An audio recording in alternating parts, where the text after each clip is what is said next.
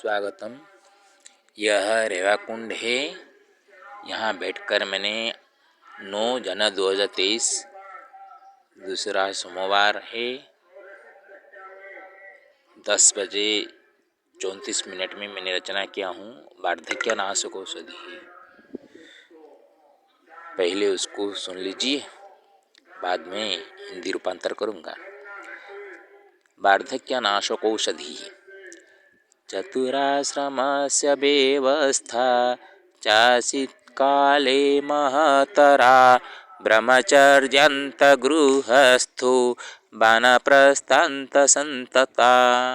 गुरुगृहे वसन् बालो ब्रह्मचर्येण बटुकः यवने धर्मपत्न्या च गृहस्थधर्मपालकः।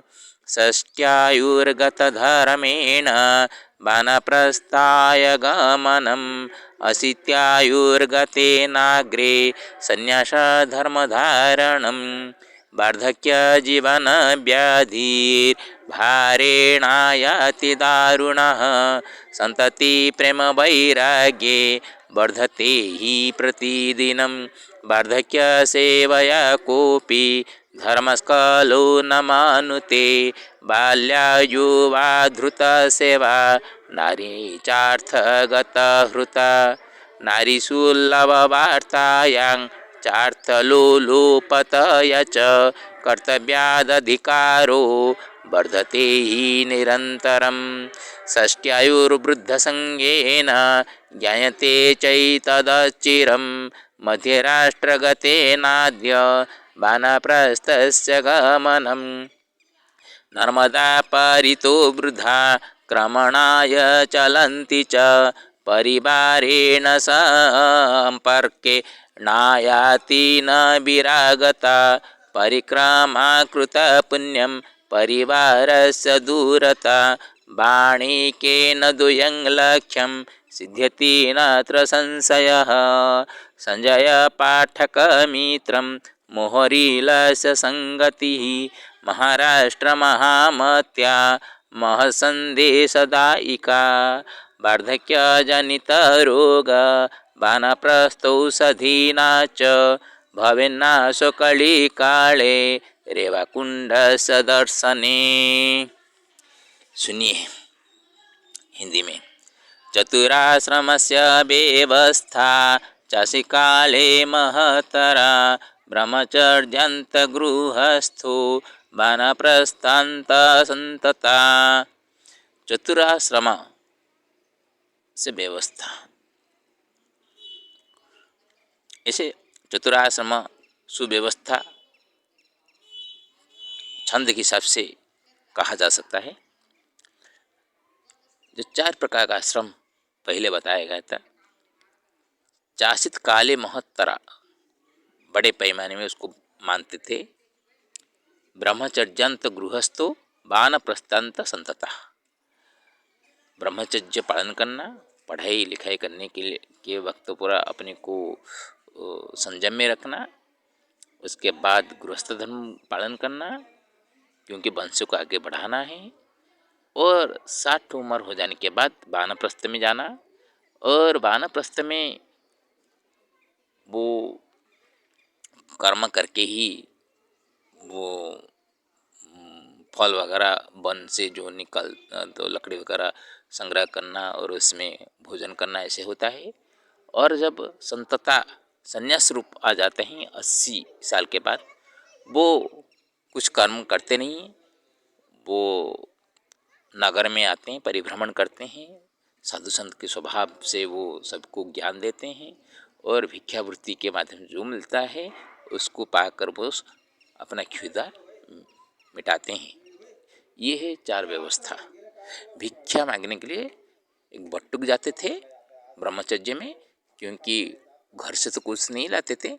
वो जो मांग के लेते थे वो गुरु को अर्पण कर देते थे। गुरु माता उसको अपने हाथों से पकाकर वो शिष्यों को खिलाते थे। और संन्यासी धर्म में जो कि उनका कर्म कुछ नहीं है, समाज कल्याण के लिए ही वो जप हवन आदि किया करते थे। इसलिए वो 80 साल होने के बाद जो कुछ कर्म करने के लिए वो तो अक्षम हो जाएंगे। इसीलिए वो जो नगर में परिभ्रमण करते थे वो उसी से वो भिक्षावृत्ति करके चलते थे। लेकिन आजकल भिक्षा का मतलब अलग हो गया। हाथ पैर होते हुए भी तुम भीख मांग रहे हो, ऐसे लोगों का मनोवृत्ति है। इसलिए भिक्षावृत्ति करना नहीं है। चलते चलते जो देते हैं वो भी भिक्षा है, लेकिन वो मांगता हुआ भिक्षा नहीं है। वो अपने धर्म की रक्षा करने के लिए वो लोग कुछ देने से कुछ पाएंगे ऐसा आशा रख के वो देते हैं, और उनका आशा पूर्ति हो समझकर हम उसको लेना पड़ता है। ये रहा 4 आश्रम की व्यवस्था। गुरुगृहे वसन बालो ब्रह्मचर्येण बटुकः यौवने धर्मपत्न्या च गृहस्थ धर्मपालकः। देखिए, गुरुगृह में वास करते हुए बालक ब्रह्मचर्य में अपने को आत्मसंयम रक्षा करके किसी तरह कोई भी काम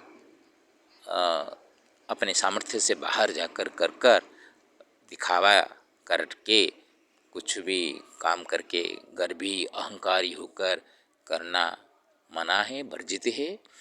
जो गुरु के आदेश से हो उसको पालन करके चलना होता था। उसको बट्टू को भी कहते हैं।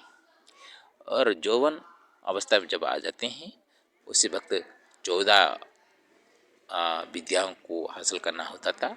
14 साल गुरुगृह में रहते थे, 5 साल में चले जाते थे। तो 19 साल होने के बाद 20 साल के बाद वो घर में आते और कुछ कर्म अपने जो गुरु दीक्षा से वो मिले हुए हैं शिक्षा से उसको आधार करके वो चलते थे। और कर्म करके दो पैसा कमाने जैसे हो जाए, तब परिवार चलाने के लिए क्षम हो जाए, तो वंश वृद्धि के लिए वो शादी करते थे। और वो उनको धर्म पत्नी कहते थे। धर्म के लिए पत्नी ग्रहण करते थे, ना कि अपने प्रेम अनुकूल अपनी इच्छा को पूर्ति करने के लिए पत्नी को ग्रहण करना है। जो अपना प्रेम की जो इच्छा है उसको पूर्ति करने के लिए हम पत्नी ग्रहण करेंगे, तो प्रेम खत्म हो जाने के बाद पत्नी भी हमारे लिए खत्म हो जाती है। गृहस्थ का जो धर्म होते हैं, घर में जो अतिथि आते हैं उनको सेवा करना और बुजुर्गों का सेवा करना, बुढ़ापे में पापा मामा का सेवा करना, ये सभी होते। और शिष्यों को सही रास्ता दिखाना, परिवार का धर्म के अनुकूल रास्ता दिखाना होता है गृहस्थ धर्म। इससे जो अलग हो जाते हैं वो घर घर नहीं होता है। ऐसे ही जो कि आजकल चलते हुए लॉजिंग और होटल में खाना मिलते हैं, खाते हैं और पैसा देकर बाय वे करके आगे बढ़ जाते हैं। षष्ट्यायुर्गत धर्मेण वानप्रस्थाय गमनम् अशीत्यायुर्गतेनाग्रे संन्यास धर्म धारणम। 60 साल के बाद ये वानप्रस्थ गमन का एक आश्रम हुआ करता था। 60 साल होने के बाद पुत्र बड़ा हो गए, वो शादी वगैरह कर लिया, तो पत्नी को पूछ लाना, उनको भी बताना कि मैं अभी वानप्रस्थ में जा रहा हूँ, आप आओगी तो अच्छी बात है, नहीं तो बेटे और बहू के साथ मिलके रहेंगे, कोई बात नहीं है। तो क्योंकि स्त्री का जो महिला है वो अबला बोलते हैं, वो सहारा ढूंढती हैं। ये प्रतीकात्मक है। आजकल कोई भी ये असहाय नहीं होते हैं, फिर भी बचपन में पिता माता सहायक होते हैं और शादी के बाद स्वामी सहायक होते हैं। और बेटा जब बड़ा हो जाता है और पैसा कमाने हो जाता है, तब घर चलाने हो जाता है, वो बेटा माँ को पालती है। इसलिए एक स्त्री के लिए, एक नारी जन्म के लिए 3 सहायक होते हैं। इसलिए वो चाहे तो वो पति के साथ धर्म के पालन हेतु वानप्रस्थ में जा सकती है, नहीं तो बेटे के पास रह सकती है। और 80 साल हो जाने के बाद वो कुछ काम करने के लिए अक्षम हो जाते हैं, इसलिए उनको संन्यास धर्म कहा जाता है। सभी धर्म से वो ऊपर है, ना कुछ कर्म करना है उनके, जो भी कर्म करना है सिर्फ भगवान का नाम लेना है, संसार का मंगल चिंतन करना है। वार्धक्य जीवन व्याधि भारेणायाति दारुणः संतति प्रेम वैराग्ये वर्धते ही प्रतिदिनम। देखिए, बुढ़ापा एक ऐसा व्याधि है जो व्याधि भार के रूप में एक कष्ट देने वाले होते हैं, और संतति प्रेम जो होते हैं ना, वो वैराग्य के आगे बढ़ जाता है। और ऐसे हो जाते हैं, कोई भी बेटा हो या बेटी हो, वो अपने पापा मामा को एक ऐसे नज़र में नहीं देखते हैं जिसे देखना चाहिए। बेटी भी कभी पापा को अपना बोलती है, क्योंकि आजकल द्विधा हक हो रहे हैं ना, लड़कियों को भी लड़कों के तरह संपत्ति का भाग लेना होता है। तो बेटियां कुछ होते हैं, वो तो बहुओं को विरोध करके, वो भी महिला है ये भी महिला है, लेकिन बोलते हैं स्वजाति परिहंस रहेगा, अपने जाति को वो कभी अच्छे नहीं देखेंगे। इसलिए बहू भी गलत हो जाती है, बेटी सही हो जाती है। वो बेटी दूसरे घर में जाके बहू बनती है, उसके लिए वो गलत हो जाती है, और अपने घर के लिए वो सही हो जाती है। तो जो भी हो, वो बुढ़ापे आ जाने के बाद पैसा नहीं है तो दुख है, पैसा है तो भी दुख है। पैसा नहीं है तो कोई पूछेगा नहीं, पैसा नहीं है कोई पूछेगा नहीं, पैसा है तो आपस में बंटवारा करने के लिए वो छोड़ देंगे। इसीलिए प्रतिदिन जब संतति प्रेम जो है वो वैराग्य की तरफ आता है। वार्धक्य सेवया कोपि धर्मस्कलो न मानुते बाल्याजुबा धृत सेवा नारी चार्थ गता हृता। वार्धक्य सेवा से कोई भी धर्म इस काल में करने के लिए नहीं मानता है। बाल्य जुवा धृत सेवा, बाल्य से जुआ तक जो सेवा वो पाई है, नारी च अर्थगत होता, नारी का प्रेम और अर्थ प्रति लुलुप होता, ये दोनों उसको हरण कर लेते हैं।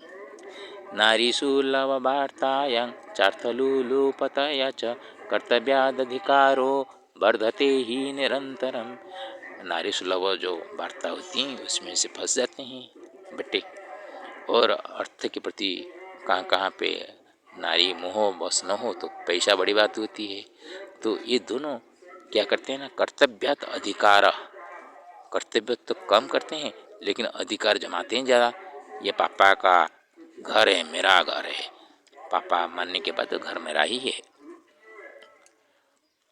षष्ट्यायुर्वृद्ध संगेन ज्ञायते चैतदचिरम मध्यराष्ट्रगतेनाद्य वानप्रस्थस्य गमनम। षष्ट्यायुर्वृद्ध संगेन, जब 60 साल के बुढ़े के साथ मेरा मिलन हुआ तब ज्ञान अचिर जल्दी मन में आ गया। मध्यराष्ट्रगतेनाद्य, ये मध्य प्रदेश में है, और जो लोगों के साथ मिलता है महाराष्ट्र के ज़्यादातर लोग आते हैं, महाराष्ट्रीय और मध्य प्रदेश का ही भी ज़्यादा लोग आते हैं, क्योंकि इसी वक्त सभी का खेती वगैरह उपज हो गया होगा और दोबारा दूसरा तो खेती नहीं होने वाला है। इस बीच वो सभी यहाँ पे आ जाते हैं, क्योंकि यहाँ पे गरीबी ज़्यादा है। मध्य प्रदेश में देख रहा हूँ पहाड़ी इलाके हैं, एक खेती के बाद दूसरा खेती नहीं होते, तो ये बीच का जो समय वो ऐसे परिक्रमा में आ जाते हैं। और यहाँ पे दो चीज़ हो जाती हैं, एक तो एक परिवार के साथ तो जुड़े होते हुए हैं, और अपना ये प्रवास के अवस्था में जो पुण्य कमाते हैं, दोनों काम कैसे होते हैं उसको लेकर मैंने यहाँ पर रचना किया हूँ। नर्मदा परितो वृद्धा क्रमणाय चलन्ति च परिवारेण संपर्के नायाति न विरागता। देखिए, इसमें दो काम हो जाता है। एक तो कुछ समय के लिए वो परिक्रमावासी होकर नर्मदा के चारों ओर परिक्रमा कर लगाते हैं, उससे उनका पुण्य फल तो मिलता ही मिलता है, और उसके साथ जो कुछ समय के लिए जो अपने जो लोगों से वो बिछड़े हुए, उससे भी उनका प्रेम बढ़ जाता है। देखिए, एक तीर में कैसे दो काम होते हैं। परिक्रमा कृता पुण्यम परिवार सदूरता बाणिकेन द्वयं लक्ष्यं सिद्ध्यति नात्र संशय। यहाँ पे कोई भी संदेह नहीं है, एक साथ दो काम कैसे होते हैं। देखिए, एक तो परिक्रमा करने से जो नर्मदा की जो पुण्य कमाते हैं, और उसके बाद जो अपने लोगों से जो दूरी बना के रखते हैं, उससे प्रेम बढ़ता है। और फ़ोन में बात करते करते कहाँ पे पहुँचे पापा जी, मामी जी कैसे हैं, तो ऐसे बात करते करते उनको ये लगता है कि मेरे बेटे और बहू मेरे को इतना प्रेम करते हैं। और उनके भी पोता पोती कैसे हैं, नाती नातिन कैसा है, ये बुढ़ापे में पूछने पर उनको लगता है अरे मेरे तो पिता माता कितना ख्याल रखते हैं बच्चों का। देखिए, ये है वानप्रस्थ खेल का अनोखा फल है। जैसे खेलोगे ऐसा पाओगे, जैसा खिलाओगे ऐसा पाओगे। एक ही बात है, खेलना और खिलाना, ये दोनों को संभल जानने के लिए ज्ञान हो जाए तो बड़ी बात है। संजय पाठक मित्रम मोहरीलस संगति महाराष्ट्र महामत्या महत संदेशदायिका। ये एक संदेशदायिका बन गई ये संगति। एक संजय पाठक महोदय, वो बुजुर्ग है, यहाँ पे बैठे हुए हैं, जो अभी जो कर रहे हैं हाँ थली तो खड़ा हुए वो है संजय पाठक। और उनके सामने ही उनके साथ ही खड़े हैं वो मोहरिल महोदय। ये दोनों उनके साथ मिलने के बाद मेरे को ये पता चला कि कैसे महाराष्ट्रियों का मति जो है वो कितना महान है। वार्धक्य जनित रोग बानप्रस्थौषधीन च भवेन्नाशो कलिकाले रेवाकुंड सदर्शने। ये वार्धक्य धनुष जो रोग है उसको बानप्रस्थ रूपक औषधि से ही आप तोड़ सकते हैं, दूसरा किसी से भी नष्ट नहीं कर सकते हैं। भवेन्नाशो कलिकाले रेवाकुंड से दर्शन, ये रेवाकुंड का दर्शन इसलिए मैं कराता रहा कि आप लोग मेरे बात पर भी सुनिए और रेवाकुंड का दर्शन भी कीजिएगा, इसमें से आपका अशेष पुण्य होगा। और ऐसा न हो कि आप लोगों को भी वार्धक्य जनित रोग ना स्पर्श करे और उसका पीड़ा से आप पीड़ित न हो। मैं चाहता हूँ हर एक भारतीय ये जो वानप्रस्थ रूपक औषधि से ही अपना जो वार्धक्य जनित दोष को नष्ट कीजिएगा। इस उम्र में भी ये लोग किलोमीटर तक 10-15 किलोमीटर तक चलते रहते हैं। हाँ, तो देखिए वो सभी शक्ति कहाँ से उनको मिलता है, उनका मन बल से मिलता है। और यहाँ पे भी कुछ लोगों को मेरे को मिला था जो कि वरुण जी मिले थे आसाम जी का, उनको वो भी 2-3 प्रकार का रोग है, फिर भी वो कैसे भी मना कर घर से वो निकल के आए हैं, यहाँ पे आसाम से आए हैं यहाँ पे परिक्रमा करने के लिए। ऐसे बहुत सारे मेरे को मिले हैं और उनसे कुछ नया नया ज्ञान पाता हूँ और उसको वीडियो बनाता हूँ। इसमें से मेरा कुछ भी दिखावा नहीं है, इसमें मैं चाहता हूँ आप लोग सब जानते हैं, फिर भी कभी कभी अंध पुतली की तरह आँखों में जैसे हम कुछ बांध डालते हैं और दिखाई नहीं देता, उसी तरह आप लोग कुछ प्रेम वशत कुछ किए होंगे और उससे आपको छुटकारा मिल जाए तो बहुत बड़ी बात है। ओम नमो नारायणाय नमो नमः। ओम नर्मदे हर, ओम नर्मदे हर, ओम नर्मदे हर।